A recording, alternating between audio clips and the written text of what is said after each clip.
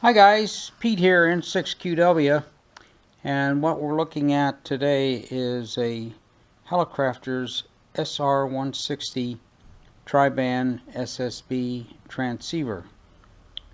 These radios came out in the 1961 to 63 time period.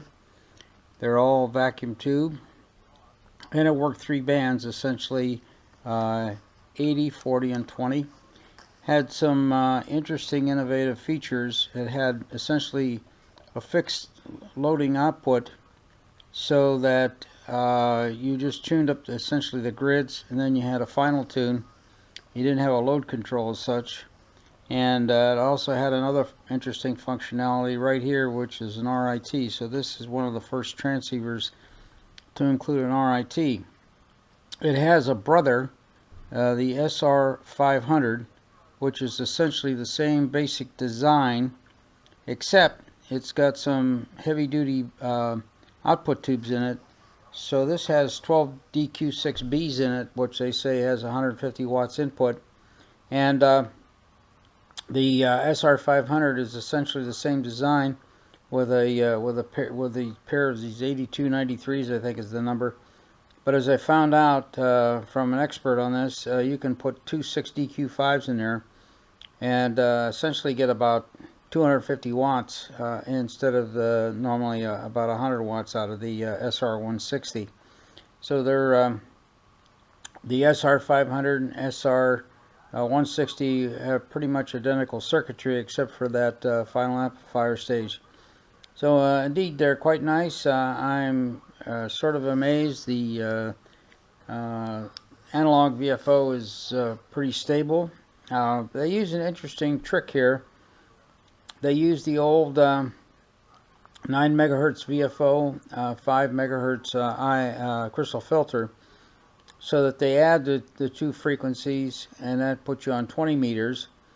They use an upper sideband BFO so that on 20 meters it produces upper sideband, and on 75 meters they use the same frequency scheme, except it's a subtractive process. So instead of 9 and 5, you have 9 minus 5 and you get 4, and when you do that you get the sideband inversion, except it's copying lower sideband, but to do that you have to have an upper sideband BFO. So it was quite a popular trick, and friend Bill N2CQR has a whole process on this called the Mythbuster. He built a transceiver using a 5.2 megahertz crystal filter, 10 pole I might add. On 40 meters they do something interesting. They actually have a heterodyne circuit in there. Instead of essentially shifting the VFO like in the Swan tri-band to the 240, the 20 and 80 or the 20 and 75 meter uses a 9 megahertz range because they have a 5 megahertz filter in there.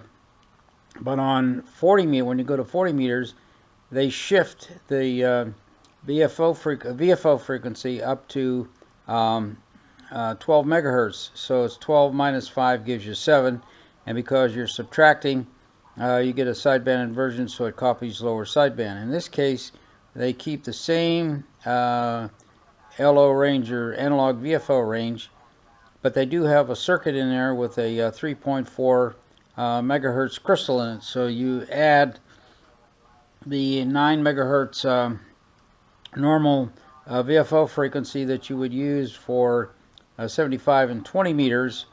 They add the 3.4 to it, and that gives you 12, 12.4, and then it down subtracts, and so you have a sideband inversion again, and essentially it uses the upper sideband BFO frequency to copy. So there's only one BFO frequency here which operates upper sideband on 20 and lower sideband on 80 and 40 meters.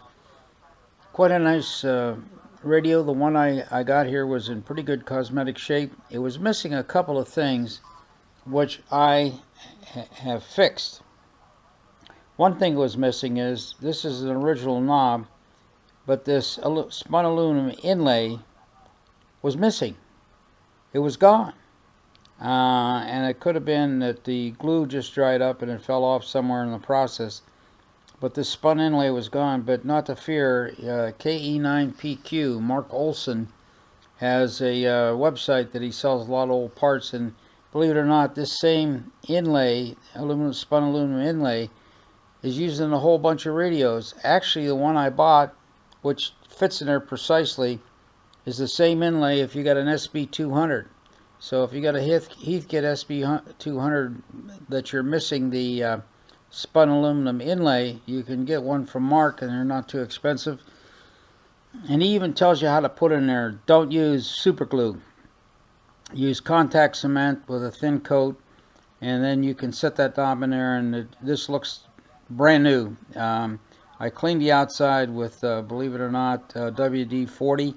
I cleaned all the gunk off, and I kind of shined up the black knob.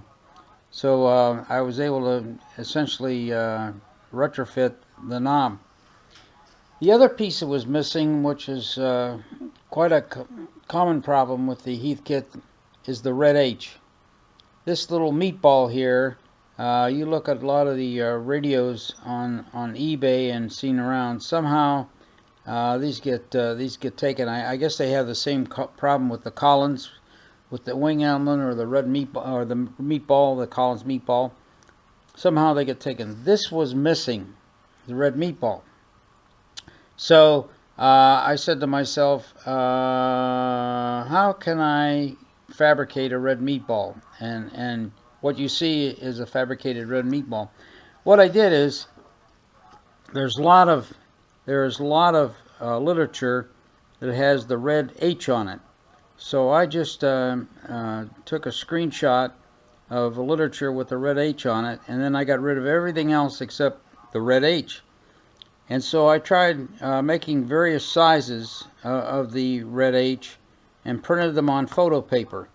And so you can see this is a smaller size, this is a little bit bigger, but this is the final size right here. And as a matter of fact, here's an example, the red H right here.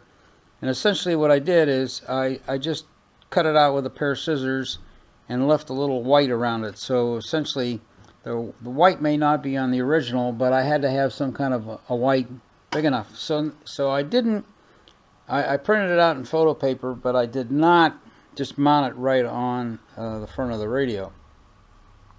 Essentially what I did, there's a backing to this this photo print, and that backing is, I noticed I had a cap from a tube of solder. You know, you can buy some solder that they sell you 10 feet. They sell you 10 feet. They sell you 10 feet, and it's in a little round tube, and it has a cap. Well, the cap has some edges to it that fits inside the tube, and it has a flat end to it. So I just cut the sides off, and I was left with a plastic disc, and that plastic disc ended up being the same size as the red H. So essentially what I did is I contact cemented the red H to the plastic disc. You might think of it as like a plastic token, like where you play bingo with plastic tokens, and it's just the same size as the meatball. And so once that dried on the back side of the plastic disc, what I did is I put some contact cement, and then I cut a piece of Gorilla Tape so that the Gorilla Tape was 60 side up, and the non-sticky side was put into the contact cement, and I let that dry. And I could see where the meatball was because someone pried it off and it left some scratches. So all I did is I just positioned it and pressed it on, and there we go. So this is what we've done to essentially add some refinements to restore this radio. It's kind of hard to tell that isn't the red meatball, but it's something entirely made. Now a couple of more tricks here. The tube lineup has pretty much a lot of the standard tubes. A 68Q5 audio amplifier, and it has a 12B-Y7 in a driver, and I got a couple of 12AT7s in there, and you know, just a standard lineup. A couple of 12BE, actually 3 12VE6 12, let's see, the tube I've ever run into, a 12 AW6 is the RF amplifier. It's got a 12 BZ6 in it, and got a couple of 6EA8s. The VFO is a 6EA8, and so it's kind of interesting to see how this is all put together and utilized. And the final tubes are 12DQ6 Bs, and they're in parallel. And the thing that's interesting is I had a couple of SR-150s, which are very similar to this, only uses a different frequency scheme, but they use a lot of the same tubes in the lineup. I couldn't get some 12DQ6Bs, but I could get a match pair of 6DQ6Bs from Antique Electronics Supply down there in Tempe, Arizona. And they sold me a match pair for $25, which is really kind of cool. If you ever bought a match pair of the tubes that are used in the Drake A line, they're going to cost you a lot more than 25 bucks. So all I had to do was go in there and just make a couple of small wiring changes in the filaments. So instead of the filaments being in parallel, they ended up being in series. When I got this radio, someone had done that because it had 6DQ6Bs in it, and they were shot, and I couldn't get any 6DQ6Bs, so I had to go back to the 12, and I had to wire things back up with a 12DQ6B. So anyway, works pretty well. For a power supply, interestingly enough, they're looking to run about 575 volts on the plate. So a lot of these radios ran 800 volts, like a lot of the Heath kits and a lot of their sweep tubes. The Swan and had some sweep tubes in it. It's all 800 volts. This one used about 575, which makes it ideal for using a Drake AC4. And as a matter of fact, I even powered this from a Drake DC3 power supply. And but you have to make a change in the Drake power supply, the AC4, AC3, DC3, DC4, and the reason is the bias voltage. The Drake was operating in the range of about 45 to maybe 65, 85 volts of bias. This needs something over 100. So there's a R7 in the schematic for the DC4, DC3. I mean AC4, AC3.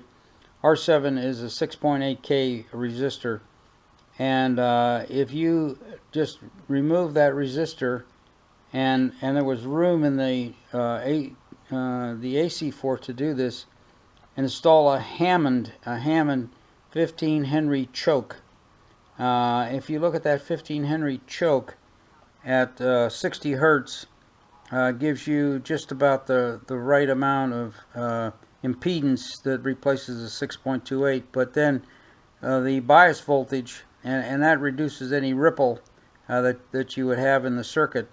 The bias voltage now shifts up over 100 volts. So you have no problem. Typically, you set the idling bias at about 60 milliamps.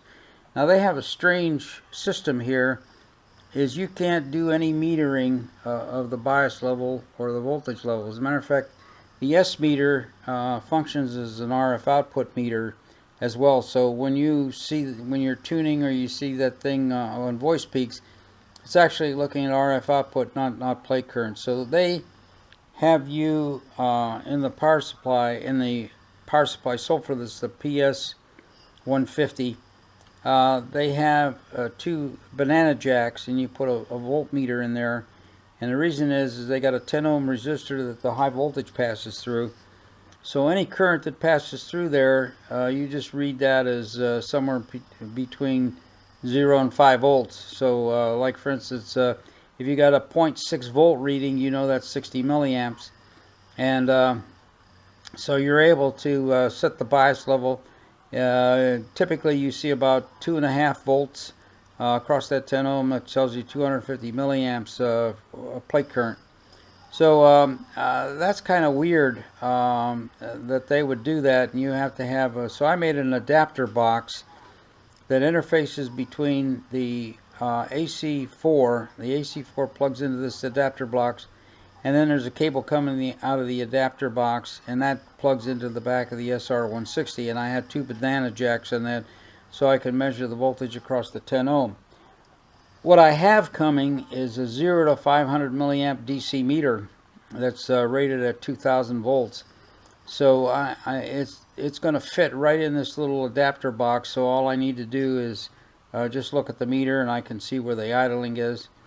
And then you also need that meter when you I put 2 new tubes in there, and the way that you tell that the neutralization is correct, you put it up on 20 meters and I tell you the frequency, it's 1415. And what you do is you look at the output and you measure where the dip is in that current that you read on the current meter. Where the dip is should also be at the point of maximum RF output.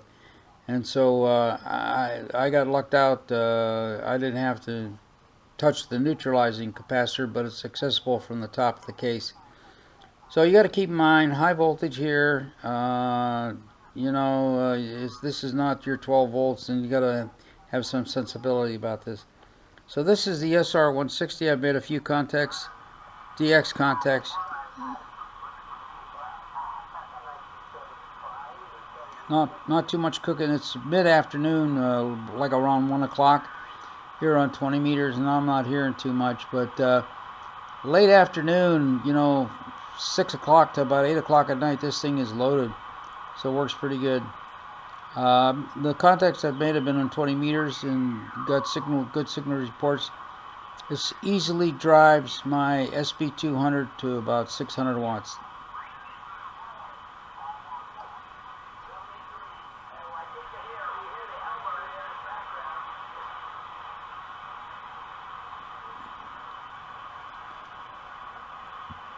So anyway, Pete here, N6QW. This is some tribal knowledge tips on when you have an old